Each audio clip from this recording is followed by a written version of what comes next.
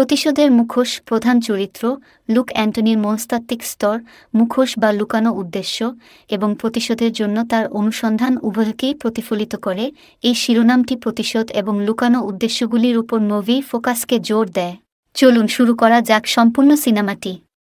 চলচ্চিত্রটি শুরু হয় লুক অ্যান্টনি মামুটি অভিনীত দিয়ে একজন রহস্যময় মানুষ একটি প্রত্যন্ত গ্রামে পৌঁছে। তিনি তার স্ত্রী সোফিয়াকে খুঁজছেন বলে দাবি করেছেন, যিনি ভ্রমণ করার সময় একটি গাড়ি দুর্ঘটনার পরে নিখোঁজ হয়েছিলেন। লুক গ্রামবাসীদের সাথে যোগাযোগ করতে শুরু করে, বিশেষ করে দিলীপের পরিবারের সাথে, একজন স্থানীয় ব্যক্তি যিনি রহস্যজনকভাবে নিখোঁজ হয়েছিলেন। দিলীপের পরিবার, তার ভাই সুহেল, তার মা এবং তার স্ত্রী সীতা সহ গ্রামের একটি প্রভাবশালী এবং ধনী পরিবার।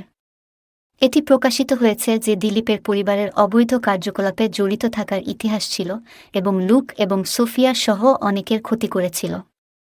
গল্পটি এগিয়ে যাওয়ার সাথে সাথে লুকের আসল উদ্দেশ্য প্রকাশ্যে আসে।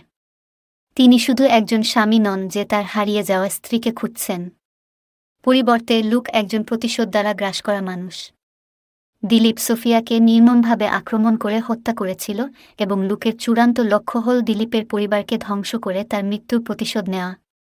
যাই হোক, দিলীপ নিজে নিখোঁজ এবং তিনি মৃত না জীবিত তা স্পষ্ট নয়। লুক স্থানীয় পুলিশে তার স্ত্রীকে নিখোঁজ বলে রিপোর্ট করে, কিন্তু কোনো সুনির্দিষ্ট সিসা নেই। যাই হোক, লুকের শান্ত আচার-আচরণ এবং আচরণ সন্দেহের জন্ম দেয় এবং এটা স্পষ্ট যে তার কাছে চোখের দেখা ছাড়া আরও কিছু আছে। লুকের প্রতিশোধ শুধু শারীরিক নয়, মানসিক। তিনি তাদের ভয় এবং গোপনীয়তাকে কাজে লাগানোর জন্য ধূর্ত কৌশল ব্যবহার করেন, ধীরে ধীরে পরিবারের গতিশীলতা উন্মোচন করেন এবং তাদের জীবনে বিশৃঙ্খলা সৃষ্টি করেন।